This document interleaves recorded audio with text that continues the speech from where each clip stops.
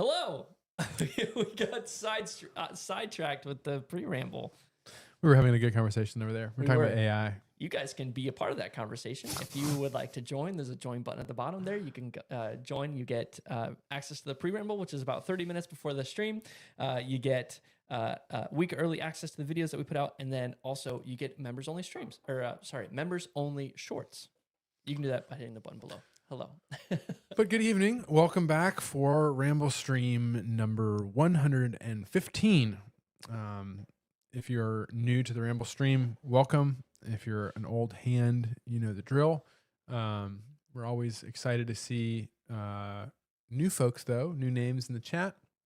So the format we follow here, we get to talk the whole time. Sometimes maybe too much. Too much, I would say. You all get to comment. And so we highly encourage you to don't lurk. No lurkers don't around smirk. here. Don't smirk. Well, you can smirk. You can smirk, but comment. And so if you don't know what to say, you can just do what I say and tell us where you're viewing from, what you ramble with, and what that means is do you have a motorcycle? Do you have a car? You got a boat? You got a plane? You got feet? You got feet? You got a walking stick? You got Crocs? You got Crocs? Tell us how you ramble. And if you ramble with a Janus motorcycle, tell us what the model and serial number are. And last but not least, tell us what you're sipping on this evening. So I'll get started. My name is Richard Worsham, co-founder and CEO. We're going to pull out a new title here at Janus Motorcycles. And I am broadcasting from the Ramble studio in downtown Goshen, which is the only office in our headquarters. Which is hilarious. It's also a kind of a broom closet. It looks really, really cool in this shot. Yeah, but you guys don't see the other side. And I ramble with a 2009 Kawasaki KLR, which I got a nice call from the repair shop over the weekend, because I got fed up with it and took it to the repair shop. It's ready to go. Ready to roll. Go. So it's not even spring yet. It's not even spring. And I have a 2017 Janus Halcyon 250. Number 68. All 68. And sorry, I'm interrupting you. And you can introduce me. I'm just getting so excited, And this evening I am sipping on Wolfert Craft Distilling's Halcyon Reserve 23 Starter. 100 proof. Spicy. It's spicy. It's for adventurous spirits. And it'll kick you right in the pants. Yeah, it'll kick you all right. I'm feeling a little bruised, but not from Wolfert. From the weekend. From Winter Moto Camp. Anyway, we've got a good program. Jansen. My name is Jansen. I'm also streaming live at Janus's HQ in the Ramble studio. What a beautiful place to be. I am co-founder of Eider Creative. And I ramble in a Ford Lightning and soon to be rambling on a Phoenix 450, maybe one day. Do you know what number it is? No clue. I really got to get with Mitch on that. I would love to have number 4, but I think it's already taken. In my defense, I think I put a deposit down like maybe third. I was the third person because I took my Griffin 450 deposit and put it after I heard about the Phoenix 450 coming out before anyone else knew. Just saying. I was like, I want to switch my deposit over. Nice. So I'm excited. It's going to be sick. It's probably just going to stay in our office though and be a nice, beautiful piece. And I'm going to take it out, ramp it off of our cargo. And what are you sipping on? I'm sipping on Bullet. Yeah, Bullet. About to be pouring myself a nice little glass of Wolfert Reserve here. But I'm happy to be here. It's freezing. It is really cold. I'm colder today in this office than I was all weekend out in the snow camping. It was a lot of fun this past weekend. We've got some pictures that we want to share in a little bit, but gosh, it was a blast. It was really cold, but I would do it again. Let's get to chat here. Jeff Kell. No, I don't have a name yet. I haven't selected a name. I feel like it's improper to name it before writing it. So it'll be a process. Jansen making excuses for why he's not getting a bike. Come on. We've got John Gover here. If it's gold, at least the camera has a chance of staying Yeah. on. Speaking of, I think we got it figured It's out. figured out. You don't We, have to worry although about it. time will tell. Yeah, that's what I said last week too. Keith Haywood, how you doing? Halcyon 706 in New York, drinking a Cabion Save, a little Save, nice. Let's see who else is on. Who was first? Jason 412 was first. Arlsberg was second. Arlsberg, you're here. I may have to catch this one on repeat. Otherwise, I'll be tuning in from Rastat, Delaware at like 1 a.m. Why?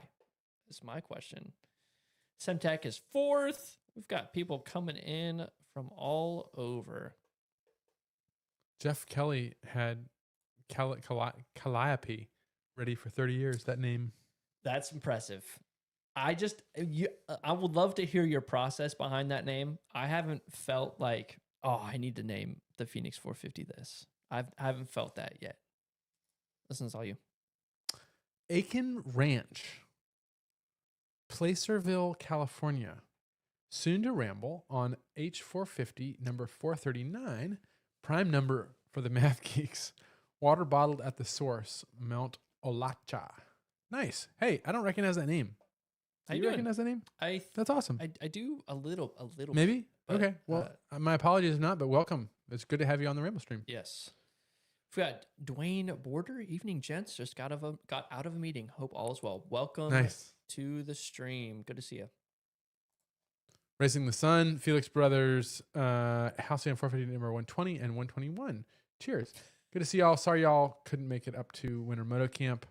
But there's always next year. Always next year. Bring some studded tires. We might go summer moto. We might go summer moto camping, in which case I think it's like right in your neck of the woods. So no excuses. No excuses. Because Augsburg says, because jet lag. Also, that's Deutschland, not Delaware. Yeah. Oops. Deutschland. Deutsch. It's in Germany. The DE wasn't Delaware. I mean, but you guys can see where the confusion's coming from, right? Yeah, I would have said Delaware. Tom, greeting from Burlington, Wisconsin. Griffin 250 number 149. Halcyon 250 number 1008. Sipping Monster. Tom, my brother. Tom also sent us a picture, or I saw a picture from somebody posted from Tom, and he's got snow tracks on the back of his Griffin 250. Snow tracks, but not just like one, like like a snow sled, like two. I'm really curious how that works. You gotta send us more pictures. But it looks amazing, and I approve. So that was awesome. That's I want to see that. Heat wave in Chicago, 26 degrees Fahrenheit. Greetings all. Hi Joe, how you doing? Thank you, Richard. For what? I don't know. I don't know what I said. There's a new name. Puck 7971. I am planning on going to Munich this September. Just for beers. Just for beers. Send pictures. Kevin Dominy. I will get one someday. When I say I am going to do something, I will. I like that kind of resolve. I like it. Yes, that was a cool name. Good day, my friends. You guys looked like you had a lot of fun. Awesome. That's great. Yeah, good to see you, Kevin. I've seen your comments on Facebook, and it's good to talk to you. If you have any questions, this is like the chat to do it, Kevin. So go for it. I think it might be time for a little poem here. A little poem? All right. Well, this evening we're going to turn to the great William Butler Yeats. Great Irish poet. Irish. And his poem, Lapis Lazuli. You know what lapis lazuli is? It's a stone? Yes. Yeah. It's a very a blue stone. Yeah. Yes. You want to know something funny? What? I only know that because there's a video game called Minecraft. Oh, yeah. That has lapis lazuli? Yeah. Minecraft is cool. Yeah, Minecraft's cool. Yeah. Okay. I've heard that hysterical women say they are sick of the palate and the fiddle bow, of poets that are always gay. For everybody knows, or else should know, that if nothing drastic is done, Aeroplane and Zeppelin will come out, pitched like King Billy Bomb balls in until the town lie beaten flat. All perform their magic play. There struts Hamlet, there is Lear, there's Ophelia, that Cordelia. Yet they, should the last scene be there, the great stage curtain about to drop, if worthy their prominent part in the play, do not break up their lines to weep. They know that Hamlet and Lear are gay, gaiety transfiguring all that dread. All men have aimed at, found, and lost. Blackout, heaven blazing into the head, tragedy wrought to its uttermost. Though Hamlet rambles and Lear rages, and all the drop scenes drop at once upon 100,000 stages, it cannot grow by an inch or an ounce. On their own feet they came, or on shipboard, camelback, horseback, assback, muleback, old civilizations put to the sword. Then they in their wisdom went to rack, no handiwork of Callimachus, who handled marble as if it were bronze, made draperies that seemed to rise when sea wind swept the corner, stands, his long lamp chimney shaped like the stem of a slender palm, stood but a day. All things fall and are built again, and those that build them again are gay. 2 Chinamen, behind them a third, are carved in lapis lazuli. Over them flies a long-legged bird, a symbol of longevity. The third, doubtless a serving man, carries a musical instrument. Every discoloration of the stone, every accidental crack or dent seems a watercourse or an avalanche, or a lofty slope where it still snows, though doubtless plum or cherry branch sweetens the little halfway house those Chinamen climb towards. And I delight to imagine them seated there on the mountain and the sky. On all the tragic scene they stare. One asks for mournful melodies. Accomplished fingers begin to play. Their eyes, mid many wrinkles, their ancient glittering eyes, are gay. That one was a little over my head. If I'm being honest, it was a little over my head, but I liked it. It was nice to listen to. Can you give me a synopsis? I just listened to it. It's just a guy looking at a piece of carved stone. Piece of rock. And kind of making up what he sees in it. Story and what he sees in it. Yeah. That's interesting. With a lot of extra stuff. Pizzazz. little Zeppelins pizzazz. and airplanes. Hamlet. Happiness. John Harris says, Indian motorcycle. Indian motorcycle? This is Janus Motorcycles. Do you like Indian motorcycles? What are your thoughts about Indian motorcycles? Is there a comment he's referencing? Do you have an Indian motorcycle? I was looking at chat and I didn't see anything referring to. Maybe he's saying, "Oh, Indian just released a classic Chief." They did that, and it looks really good. It's very good looking. Okay, I have to ask just if hysterical woman is an oxymoron. Hysterical women is an oxymoron.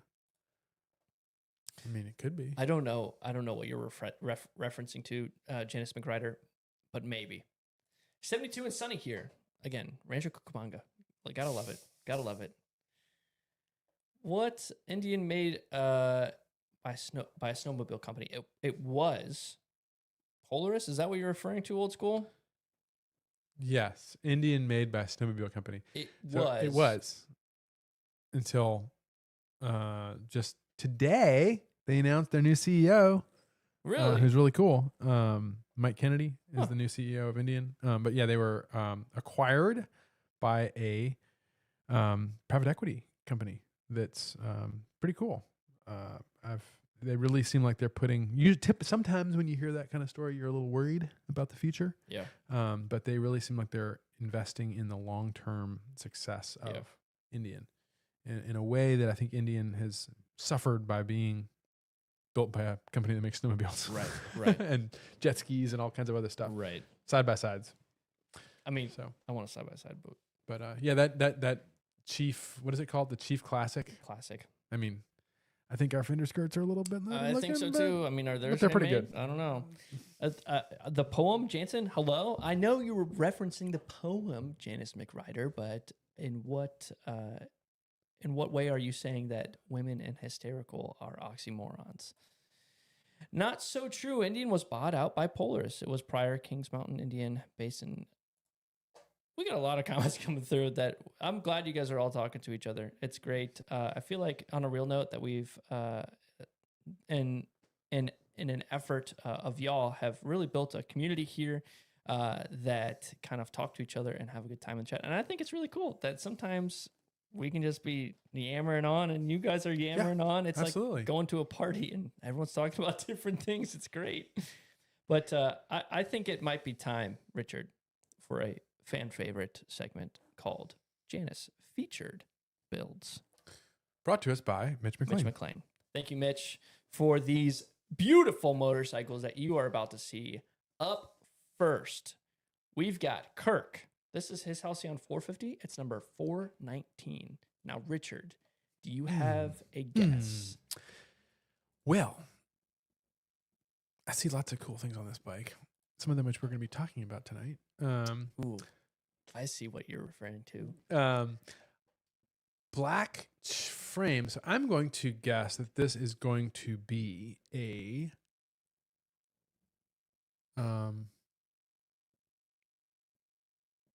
Indy Racing Green.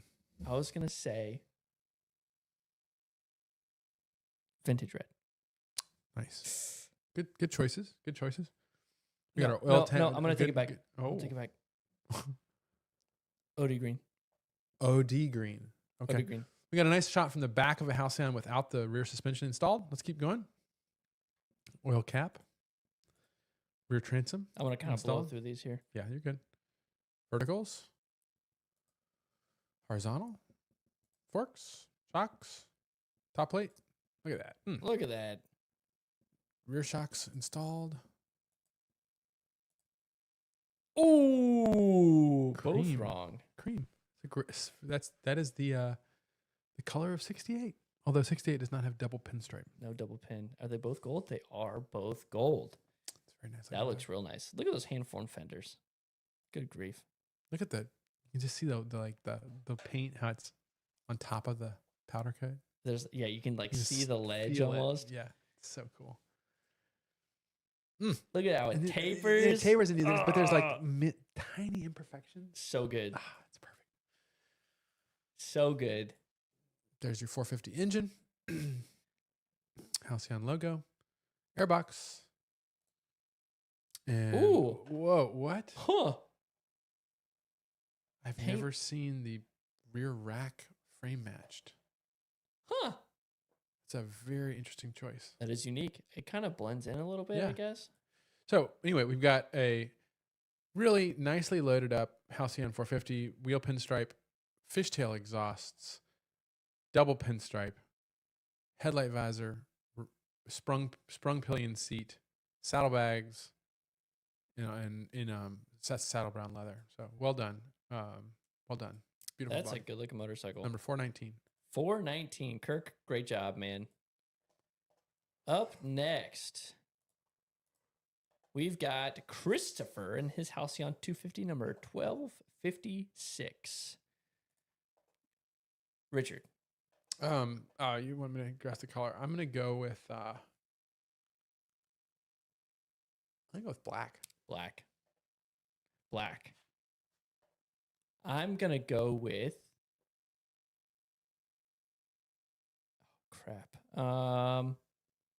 British Racing Green. I don't feel very confident about that one. That one feels bad. This is a 250. Handlebars. Ooh, Sprung pillion. Sprung pillion. It's fun. Ooh, oxblood. Oxblood leather. There goes I mine. could go with any color. I don't know, not the British Racing Green. I don't You think. can make it work.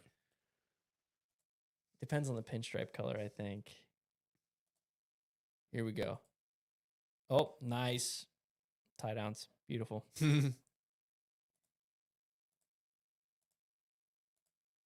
your little 250 engine, electrical panel been put in place. Man, we're getting the full tour here. Yeah, for real. You got it. Oh, wow. That was a shock. It looks great. I want to see the full thing. Just so I can Classic. gather it all. You feel? Got the carburetor in there. Single Carburetor pinstripe. again. Single pin. Mm. Okay. That is a sweet. Oh, look at that. Look at the Japanese characters on the fender number plate. Now that's cool. a first. That I've never seen that before. Those are also hand painted, so very fun. That's Great looking neat. bike. That's neat. That's very unique. I can appreciate the. I think the green and the red uniqueness. go really well together. Yeah. Now that I'm seeing it in context, it looks good. Very cool. All right, we got another. Holy cow! Zoom in on that paint. Hold on, I think I lost. Yeah. 1 second, please. Nope, not that.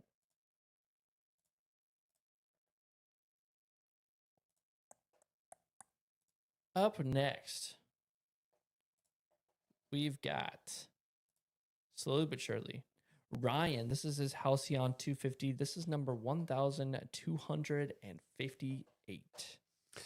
You're gonna. Why don't you go first on this one? I'm going to guess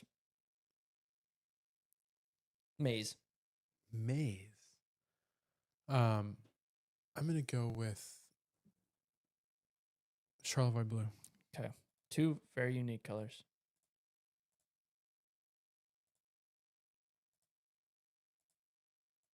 The suspense is killing me. Oh, called wow. that one. Nice. That's great. All right. Oh, that looks so we good. got a primary in vintage red with a cream second pinstripe. That looks very nice. Super good.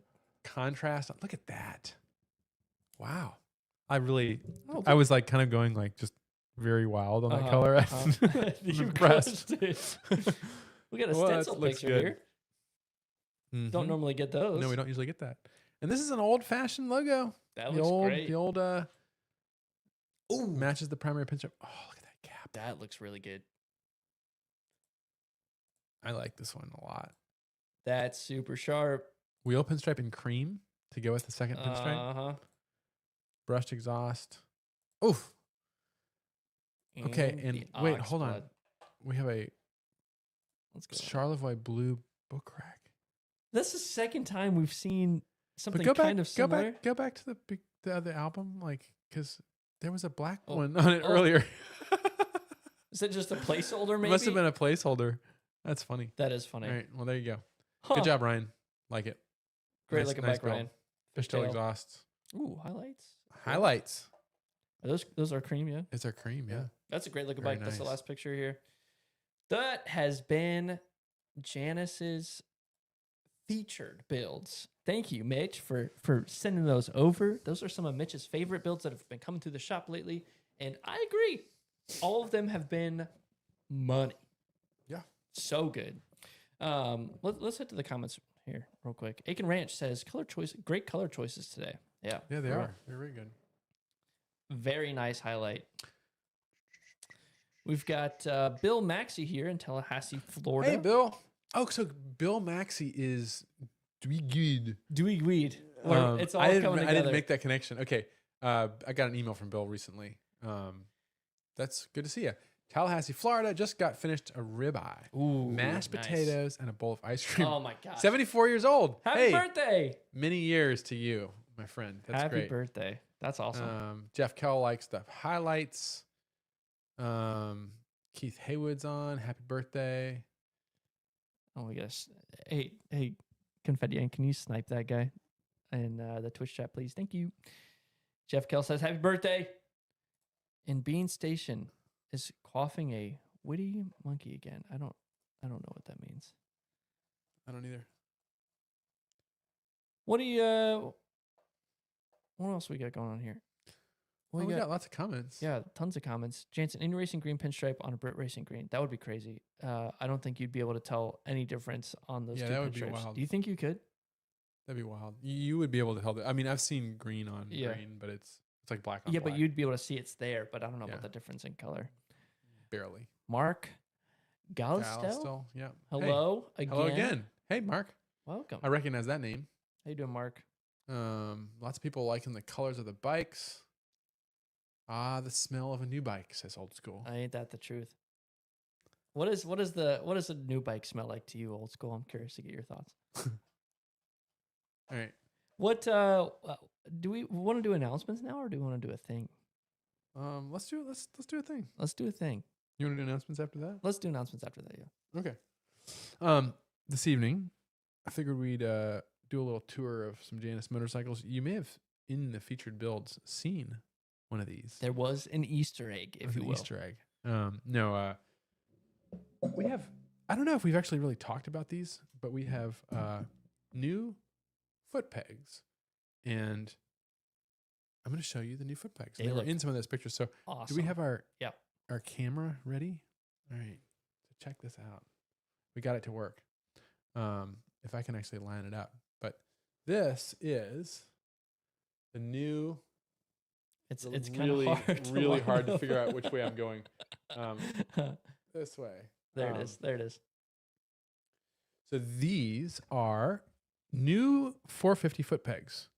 We may eventually get to the point where we offer this on all the bikes, but right now they're only available on the 450. These are actually passenger pegs. So that's why let me move my mic here real quick. Use both hands. Golly, this is hard to do. They fold up and they have this wonderful detent that goes. Listen to this. Ooh. I don't know if you guys heard that. Y'all hear that? Here, do it for the mic. Do it for the mic. Ooh, that's good. That's how you fold your pegs up. But anyway, these are beautiful foot pegs. These are actually manufactured. I think I can say this online. This is actually the people that make these they're a supplier for Harley Davidson. We knew that they came with good high quality standards, but they had this lovely little roundel spot on the side, and we said, "Hey, can you put a Janus logo on that?" Actually, Neil did, because Neil liked to put Janus logos on everything. Everywhere. And lo and behold, they can. So that's actually laser engraved Janus logo. But the top of the peg, so if you look at the end, they are round foot pegs. If I can line it up, sorry. But they have the top flattened. And then there's a bolt that goes all the way through. And then there's this rubber top piece, which they actually grip really well. I've used these. I'm a big fan. They're really grippy. And that rubber is not held on by like glue or anything. It's actually held on by the bolt that goes through the middle. So it will not come off. That's awesome. Extremely high quality. They bolt together. They have this lovely little clevis down here at the bottom. That is the actual peg itself. This part up here. Man of the hour. Is there's Scott. So Scott helped us to source these. And Scott says they are forged aluminum. So there you go. Scott, share any other details on these. We'll highlight them in the chat, Scott. But we've been working with a really great supplier for these for months now. And these have actually been in production on production assembly bikes for a little bit now. Mm-hmm.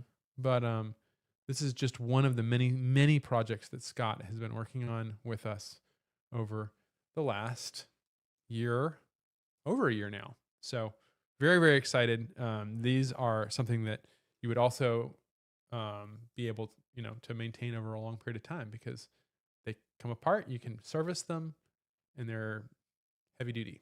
So now, are these something, so those are passenger pegs, but the rider pegs, we also have rider pegs for them. Yeah, right? I mean, I should say that they're interchangeable. This one has the detent, which allows it to fold up and lock up.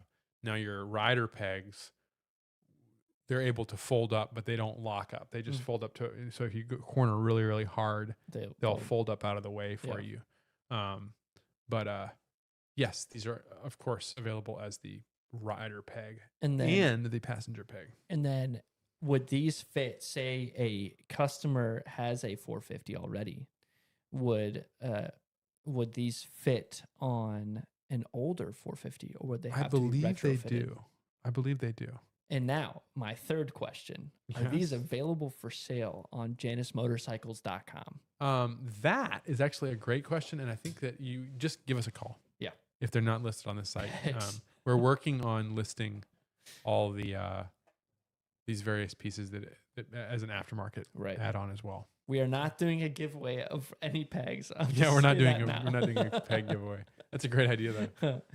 Yeah, so cool. Yeah, if you want some of these for your 450 only, your Halcyon 450, right? Because the Griffin 450 comes with another type of rider peg. Is that correct?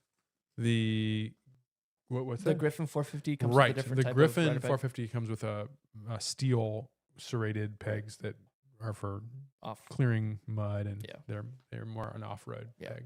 Yeah. Price, Chris asks. Do we know? Retail price, I don't have off the top of my head. Yeah, but if you have any questions, give us a call. Send us an email. Yep, we can get all that sorted for you. We'll hook you up. Now, I know this is everyone's favorite segment because it's my favorite segment. What do we got going on, Richard, around here? What are some events that we've got? We just finished one. Do we want to let's talk about that now? You want to just talk about that one? Let's talk about that first. So this weekend we mentioned we went to Winter Moto Camp, which was up in the well-known, famous China Township of Michigan. I had never heard of China, Michigan. We're practically in Canada as far as I'm concerned. Yeah, actually my cell phone bill thought I was in Canada. No, we went up to northeast of Detroit, but I don't know, 45 minutes. Yeah. And we're invited up there by Hunter of Moto, Michigan, which is an amazing Michigan. Is in Ferndale, Michigan. It's a motorcycle playground. He has conference rooms. He has a music venue. He has a coffee roasting place. He has a movie theater, an art gallery, bar, machine shop, fabrication space. Anything that you could literally just continues to go on and on and on. He's been rehabilitating this old aerospace engineering company. Cool. And he puts on summer moto camp, and over the last 5 years they've been doing winter moto, which is just it's his dad's farm and barn, and they camp out. We all camp out behind it and rip around in the snow and camp and eat and cook, hang out by the fire, ride motorcycles, and it's a lot of fun. It's very cool. But this is this first picture here. So in the barn, Hunter's dad is like an avid slot car racer. Is that slot car enthusiast? Connoisseur? He also has his own YouTube channel on slot car racing. Do we have that off the top of your head? I can't remember what it's called. Okay, but they do like slot car builds. So it's like very, very serious. Very into slot cars. So he has these 2 tracks. So that's what this is. He has like 4 tracks. He had 2 tracks that were up. Yeah. And this is one of them. We'll just go through a couple pictures here. Ooh. It was very cold. It was pretty cold. It was a lot of fun. Looky there. Talk a little bit about this bike. Yeah, this is Neil Carlson, our lead designer. Decided he was watching this video on these Finnish guys that put skis on their motorcycles on their, I think on Himalayans, Royal Enfields. He's like, well, I'm going to try this. And basically you just have these 2 snowmobile skis on hinges mounted to the side of the bike. And then he has bungee cords that actually pull them up slightly, but they have foot pegs on top of them. So when you want to, you just step on the pegs and like push the skis down, and it balances you. And they can only come up a certain amount. So like if you do like really wipe out, it won't let you fully fall over, but you can still like lean a little bit. And it's a ton of fun off-road, like out in the snow, like ripping around. But probably more importantly, if you're on an ice-covered road, you can be in like 5th gear without snow studs, ripping, and you're just perfectly fine. So it was actually amazing. I was blown away by it. Or you can flip it like I did. Seems dumb. Actually, it's not dumb at all. You can literally take a motorcycle and without putting studded tires on it. I mean, if you put studded tires on it, it makes it even better. Right. And just you won't wipe out. Well, there was you can like ride on ice. it's incredible. There was how much snow do you think was out there? It had to have been at least 8 inches, maybe more inches, maybe a little more inches. So a lot of the bikes were just like getting bogged down. Mm-hmm. Your back tires just ripping into the snow, and that seemed It did pretty well to help. There was one guy who I don't know. I wish I would have got his name. He was tearing it on that orange bike. Yes, Yeah, he was shredding it. We've got a picture of him here soon. Yeah, he was making me look like I didn't know what I was doing. So this is more artistic. Yeah, that was that Bull Taco, I think. Oh yeah. Okay. This picture. That's pretty cool. So the snow is spinning. We did a partnership with Rivian. They gave us a truck for the weekend, and we just decided to strap a Griffin 450 in the back of this thing and tear it up. So there's Richard just sending it. That was a lot of fun. Drinking some bone broth. Yummy. Loading up bike. They had a tube on the back of a Jeep. That looked like a lot of fun. Insane. Good way to knock your breath out. Yeah, for real. There's Mitch. Mitch smoking a cigar. Focus mode. Focus mode. This guy. He was ripping. Was going nuts the whole time. It was super cool to watch. But yeah, that was a super fun weekend. We'll have a lot more stuff to share from that. Yeah, big time. We're looking forward to it. Yeah, it's going to be great. So it was a great weekend. It was a lot of fun. So we had that. And then on February 14th, there is our first annual motorcycle show called Ride or Die at Journeyman Distillery. Yep. In Valparaiso. Tickets are for sale. You guys are all invited if you'd like to come. Bring your significant other for a nice little Valentine's Day dinner and a motorcycle show. Come on. It's perfect. What more could you need? I think I have a link here if you guys want to come. I'll post that in the chat. Please do. It's going to be really fun. We've got a bunch of builders coming. It really is going to be a lot of fun. We might even do a live. We are going to do a live Ramblestream. I've decided. And it might be an abbreviated version. Or yeah, we don't have to do the whole thing. Just to hang out and maybe showcase some of the builds. Yeah. So come. Yeah, you guys should be there. We'll be there. My wife will be there. I think Richard's wife will be there. Yeah. And they might make an appearance for Valentine's Day. Who knows? Yeah. I'll bring Jansen Crocs as my date. My Crocs are busy. They're committed. That's good. They're already committed. That's gonna be a really fun day. So looking forward to that. And then last but not least, we have our WeFunder. Do you have any updates there? We just broke a 400K. Woo! So thanks to I think there's some people in the chat that helped with that recent push. And we're going to be having a lot more content coming out on that. I know I keep saying that, but there's even more coming. So stay tuned.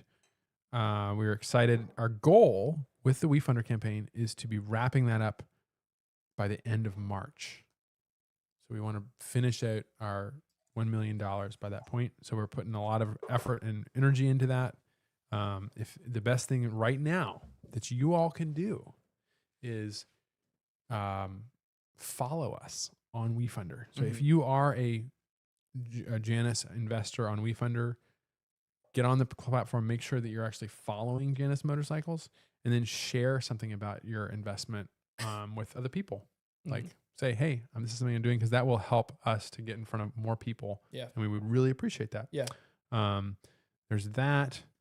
And if you're not an investor on the platform, you can still share. And you can follow us, and you can share that story with other people in case other people are interested. So we really appreciate all of y'all. Yeah. And we're excited about it. Kelly says, I'm still waiting for my patch. You want to update them on that? What's he waiting on the patch for? Is he waiting on his patch from the WeFunder? Oh. Is that one of the perks, or is this something different? I'm not sure. I think yes, the patch is something with WeFunder. So yeah, I think we're working on getting all those stuff shipped out. I'm not sure what the exact timeline is, but that is something we can look into. Yeah, we'll look into that. Let's see. Received it. Tom said he received an email from WeFunder today that the funds are being transferred to Janus. Yeah, we made the first disbursement is coming out. I think as of like today, it hasn't. I don't think it's hit us yet, but it's a long process, very carefully protected, as it should be. And so, yeah, we're first disbursements out. When will the WeFunder close? WeFunder, our goal is, as like I just said, is I believe it's end of March. We're trying to wrap that up. So we're pushing hard to continue the fundraising. Yes. So that's all the announcements we have. Thank you guys for constantly just checking into the things that we're doing beyond the stream and beyond the motorcycles. Again, I've talked about the community a little bit, but this weekend has really. I knew that motorcycling was better with people, right? Riding bikes is better with people, but this weekend it kind of opened my eyes even further to just how much community does matter when you're doing anything. Mm-hmm. And it made this weekend a much better experience meeting new people and, just hearing different stories. So thank you all. That was a long-winded way to say thank you for your constant support. I would just say that if it, like going the winter moto camp and like what you're talking about community and people, that's how I got into motorcycles. That's Super why I got in. Yeah. Is rallies like that with especially small ones. Yeah. Well, that's the whole fun of it. You had made a comment. We'll be brief here, but you had made a comment about like how there's a point of diminishing returns with a group of people where if it gets too big, you end up just hanging out with the people that you came with. Mm-hmm. But if it's small enough, like you start kind of intermingling and meeting everyone, people and you meet more people in that than you would have than you could in a year. Mm-hmm. Mm-hmm. It's incredible. Yeah, I find that number is between 10 and 50 people, 10 and 35. I don't know. Somewhere in that number, you get a really good ability to hang out with people. Yeah. Yeah. So super cool. But on to the ramble, Richard. What do we think about how habits influence routines? So last week we talked about habits and what they were. I thought last week's conversation was really productive. I thought really it was enjoyed as that. Well. I would love to hear y'all's feedback on that. Leave a comment. But today we're going to be talking about how those habits kind of inform our routines and how our routines inform our habits. And I guess to follow to follow our guide. What is yes, that's right. What is a routine? What is a routine? So a routine. Well, first let's go back and say last week we talked about habits. Mm-hmm. What is a habit? Mm-hmm. As far as what was the consensus? My consensus was it's something that you do repeatedly, whether it's conscious or subconscious, that informs behavior. I think we agreed that it was subconscious. Oh, right. Well, I'm still holding on. I'm still holding on to it. But in the end, it kind of is just identity, like at the root of it. It's your character. Right. Yeah. And so what is a routine? Well, typically when we think about routines, we think about something that's repeated as well. Mm-hmm. It's something that we come back to. It's something that we do regularly. Obviously, like you think of a routine, the first thing that comes to my mind is like the routine of the day. So you wake up, right? You eat breakfast, or you don't eat breakfast. I'm not a breakfast guy. Yeah, you walk to work, you ride a bike to work, you drive your car to work, whatever you do, you go to work. Right. Then you have lunch. There's there's a cadence. There's a cadence, and there's a thing that every time at this time of the day, typically I'm found doing this. Right. And then you get home, you do whatever you do is your part of your routine, and then you go to sleep, and Which there's a nighttime routine. So I mean, like right. So they're interspersed throughout. Maybe a good jumping off point for this conversation is what is the difference between a habit and a routine, and maybe that takes a little bit of revisiting the habit question. Like we talked about habit and like yeah. Or do you want to just dive right in? I think we should just dive right in. Okay. I think we should just talk about routines here. So one of the things that I do think we have to just touch on was one of the things about a habit is that a habit is a internal kind of process that's that does deal with your character. Where and I think the argument that I was kind of starting to get to is that a routine is more of a external. That's an interesting way to view it. Habits are thing that internal. happens. Routines are an external, to sound wooey, an external manifestation of your habits. Well, no, I don't think it's a habit I think is different than a routine. Yeah. You've got to figure out, like, the question is, like, what is that difference? Yeah, but I think habits influence our routines. Yeah, well, yeah, we can, or vice versa. That's right. what we'll get there, I think. But like, it's not just a manifestation of something. I think that's fair. It's like its own thing. Right. So, habit. We looked at the meaning of the word. It's always like, maybe it's cheating, but like the meaning of the word habit is that has something to do with your habitus, your character. Yeah. So the meaning of routine is that it is it's in the word. What can you take a guess what routine comes from? Root. Yeah.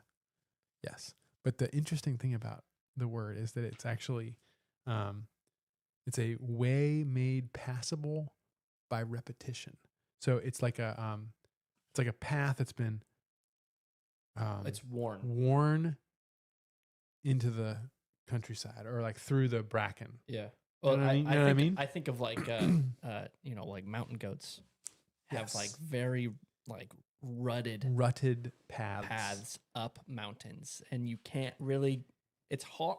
You can, but it's really hard to get up that little rut. Oh, to get out of the rut. To get up and out of it. Yeah, that's an interesting point. It's so slanted on either side that it's like I just keep falling back into this, you know. Mm-hmm. Yeah, but isn't that interesting history that's where that comes from? Is that it's obviously you see the word root in there, right? And you think path, right? Well, it's a path of life.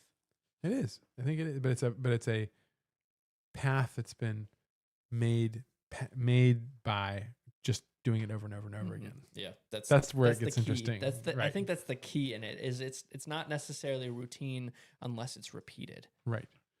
So, yeah, I think that's something that's worth pausing there for a minute. And the difference between that and, say, as a habit is that, at least I don't think, maybe it sounds like Jansen doesn't agree with me, but my argument wrong last week was that a habit is something that it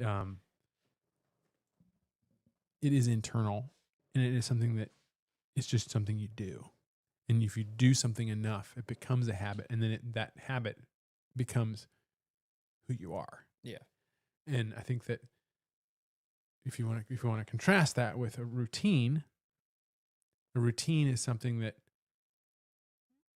you were saying, like a habit is like it has some intention to it, right? I think a routine, you can have intention. Right. You plan out a routine. Right. You say, okay, this is something that I want to do, or this is something that I do over and over again, like eating breakfast or cooking a meal or hanging out with friends or whatever it is, waking up. Right. Like, I'm going to do this at a specific time, maybe. Yeah. Or this is how I like to do this, or I like to have a little bit of blueberries with my, right, with my oatmeal, because that's what I've always done. That's what I like. Right. Yeah. No, I can see now how, I think having the very literal definitions of both a habit and a routine, they're so closely connected, I feel, and yet so different, because I feel like your habits can influence your routines and your routines can influence your habits. Well, good thing we're going to be talking about that next week. It can go both ways. Yeah, next week we're talking about how your routines can transform you, and how like we have autonomy to choose. But that's next week. But I'm trying to think of like what routines am I in, like on a regular basis, on a daily basis. And I think the easiest one is like your day. Yeah, that's the most obvious. Right. Like what do you do during your day? And I think it's really interesting that routines can both be long and short. You can have a bunch of little routines within a big routine. Like Scott Ferguson says here, pre-ride routines are important. And like that is a short routine within a long routine. So that is actually a really good T-clocks, point. everybody. Well, T-clocks would be a great example of a pre-ride, Yeah. pre-flight inspection. Yeah. But let's get back to that path that's well worn. There's two ways to look at it. One is the way that you brought up, Jansen, which is that it's hard to get out of the rut, right?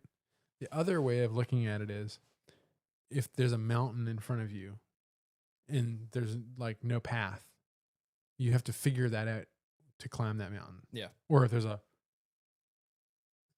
forest or whatever, you have to bushwhack through that. You have to clear it out to like navigate where you want to go. Now, if you take time, or let's say over a period of time, you develop a way of getting through that, up that mountain or through that bracken, you beat a path. You've created a routine. That's literally what another way of looking at it. And so you don't have to, every time you go through that process, reinvent it. There's no like additional effort necessary. Right. Yeah. You say, I'm going to go do this thing. This is how I do it. I'm going to follow this path. Yeah. And so in that way, it makes it easier to do let's just say like climbing a mountain or going through a forest. These are two difficult challenges that let's say we have to do them for whatever reason. That's what the routine is it's practice. Yeah. It's repetition. Ooh, routine is practice. What happens, Richard, then when you are told that your routine isn't right? Oh, there's a faster way up this mountain. Well, then you can choose to change your routine. Now, what is your propensity to change your routine? Oh, I think we have to be very open to that. We have to be open, but I often find I'm trying to I'm leading you into something. I'm being a contrarian. I find myself, well, yes, I want to be open to changing my routine if I know that there's a better way. It's so much harder, I think. Well, that's because you got a beaten path. Right. Yeah. So there's this weird like juxtaposition here. It's like you can do it. Yeah, but is that the right question to ask though? Like, what would be the correct question? Well, I mean, just at a very base level, right before we talk about changing the routine, let's talk about just following them. Yeah. And Scott brought up like a pre-ride inspection is a form of routine. What that allows you to do is, I'm a person who's never ridden a motorcycle before, right? Let's just say I'm confronted with this machine. It's like shiny. It has all these parts on it. When I push this button, it makes a lot of noise. I twist this thing over here, it does this, and I push this other lever down and it does that. Like, there's a lot going on. But guess how you master that machine? You do it over and over. Somebody shows you a routine that, like, you get on it. A dance. On this side, when you start off, and then first thing you do is you don't twist this thing and push this thing. Right. You put your hand on the brake. You pull in the clutch. Swing your leg over. Yeah, right. There's a sequence. Right. There's a routine, literally routine. And so that's a very basic. Right. You learn how to ride a bike. You start, and then there's a routine to cornering. And then if you're a racer, there's a routine to like where you start braking and all these different things. And then if you're a regular rider, there's a routine for how do you make sure that every time you ride a bike, you're being as safe as you can. So like T-clocks inspection, all that kind of stuff. These are things that are, so then there's the thing about like, bringing it back to your point. How do you change your routines? And I mean, I think that's, it's challenging because it's like, yeah, you've worn a deep path and you've formed habits. Your character has formed around that routine. And I think that's something that's interesting to say is, yes, your character is tied to your routines. Right. But by changing what you do, you change repeatedly. You can change how you do it and who you are in a lot of ways. Right. So that's how you can become a better rider. It's how you can try new things. You can make these small improvements. Yeah. It's like practicing piano. Right. Like, and then if you're not good at that thing, then you have to like say, okay, hold on. I'm good at this stuff, but I'm not good at this. How do I focus on changing the way that I'm doing this so that I get better at it? Yeah. Something I'm doing is not right. Do you have any suggestions then when you are in a routine and you're like, oh, there's room for improvement here? How would you suggest to make small improvements so that it's not like, because I often feel like when you're stuck in a routine, you're stuck in this path, right? And going back, you want to change, but you keep on getting stuck back into the worn goat path. How would you suggest kind of, I don't know, getting off the path? I'm not sure I can answer that. I mean, I think you have to come up with a new routine. Do? Well, where I'm going with this is that I just would focus right now on the setting of a routine at all. Yeah. I think a lot of the time we don't know what our routines are. Yeah. We'll do things. And so typically what I think we all understand, everybody understands, is that things gradually have a tendency to disorder, right? Right. Very, very quickly. And what a routine does is it brings order to life. Yeah. And so if you can, I guess I'm not focusing so much on changing the routine as I am on just having the routine first. Like to me, that's even harder than changing the routine, because changing the routine is just part of the routine. Really? I don't think that's a common thought. That changing the routine is. I mean, maybe that's not. I guess I'm just not sure it's important. I think it's very important. Yeah, but it's besides the point a little bit. I agree. I'm thinking about like when I ride through a red light, I have a routine. Or when I ride through a red light, when I ride through a green light, I look for cars, I look for cops, and say good luck. No, when I ride through a green light, I have a routine. I let off the throttle. I look both ways. Yep. My hands cover clutch and brake, and I'm looking, and I go. Like every time, whether the light's green or red, like yeah. But I'm as I'm thinking about it, when I started riding, it wasn't that. But over time, I slowly picked up this habit, and then this habit, and then this habit, and then this habit, and then they've combined to being that routine. You're never a master. You never master a horse you've just broken. You never master a horse you've just broken. I'm not sure what that means. I think he's referring to like when you train a horse to be ridden. Like how does ritual fit into this discussion? I like that question.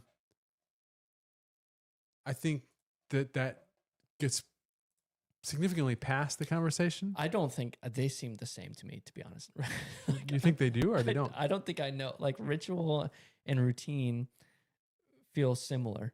Yeah, I think they are very similar. Like almost the same. But I think that typically when we think of ritual, we are invoking higher powers. Okay, it's a routine with higher powers is a ritual. I mean, I'm not saying that's what it is. I'm just saying that typically a ritual, the way we use that word, we're talking about more transcendent, metaphysical powers. I could get behind it. I bet most people have a routine on how they get dressed every day. Absolutely. One leg at a time, I think that, Kelly says. One leg at a time. But I do think that the part of a routine is the fact that you're naming it and you're describing it. You're not just doing it. Yeah. Like a habit is something you just do, right? Right? That's what we said last week. A habit is just something you do, and it can be good. It can be really bad. A routine is like a rule that you try and follow. Right. There's an attempt made. There's an intention. It's not innate. There's a desire. Intentional. Right. Yeah. Yeah. It's not innate. It's not subconscious. It's not if it was subconscious, is that like how I want to use that? Like if it wasn't intentional, it wouldn't be a routine. Yeah. Like it's a rule you're following. At what point we're out of time? You're trying to bring order to something. We're out of time. And I think that's the human condition is to try to bring order. But at what point do your routines become habit? because I think there is a point where you can turn your brain off a little bit, because kind of like we were talking, is like there's no additional. You're getting effort. ahead of yourself. Or is that next week? Yeah. Too far forward. Gosh dang it! This is no. That's great. No, that's great. That's perfect. That's exactly where we're going with this. Is like, I think that routine is the framework we set up. Yeah. To form habits. Yeah. And in turn. And then the next question is, why would we do that? Right. And why are we talking about this on a motorcycle company podcast? Because it's fun. No, I think that's really good. So if we had to land on a routine is something that takes intention and it takes repetition. It's an external kind of rule that we try to,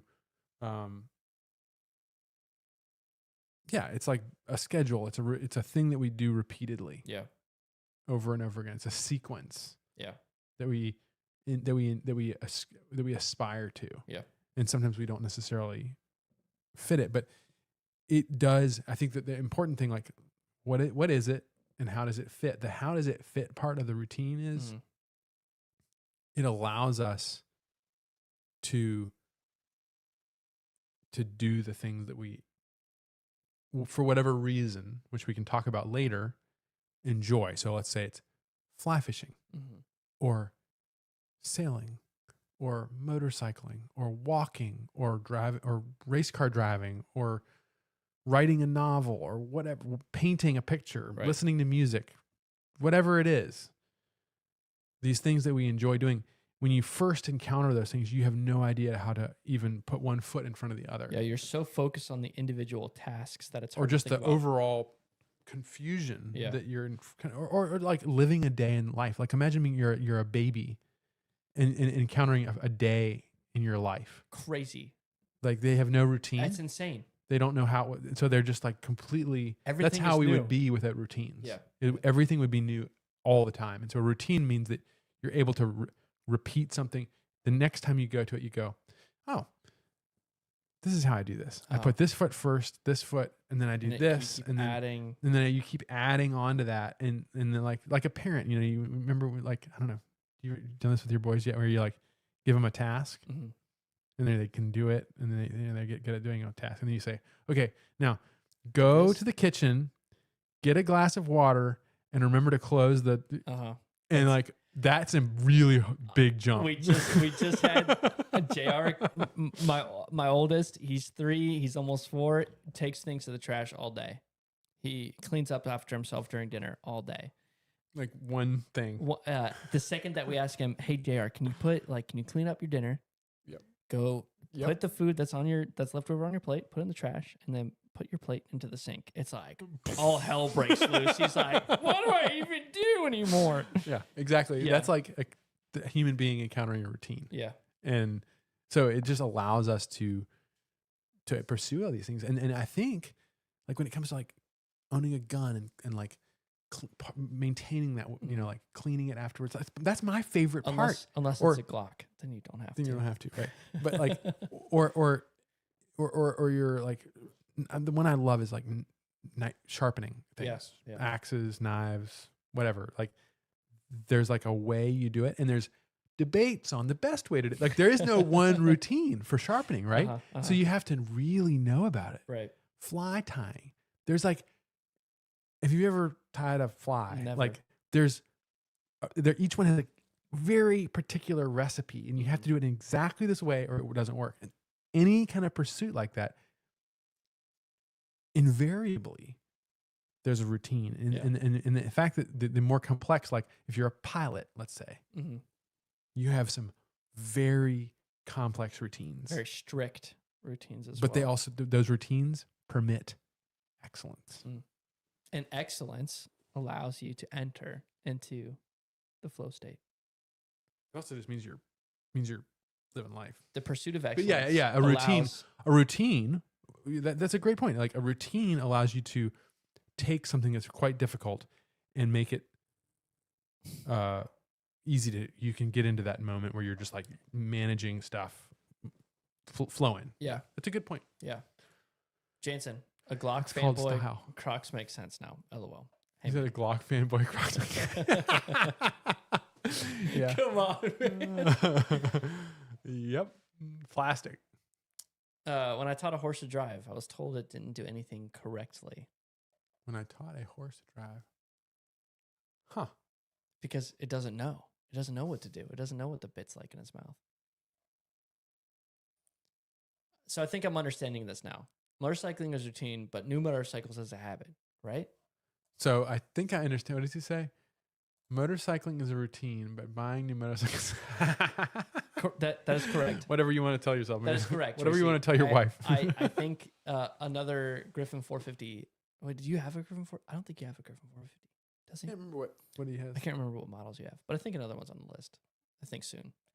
But that's all we've got tonight. I think I think we are over time. We're gonna wrap it up next week. We'll wrap it up next week with our final conversation about how routines transform our lives or have the potential to transform our lives. Yeah, but it's all of it together. Habits, routines, and how those transform us.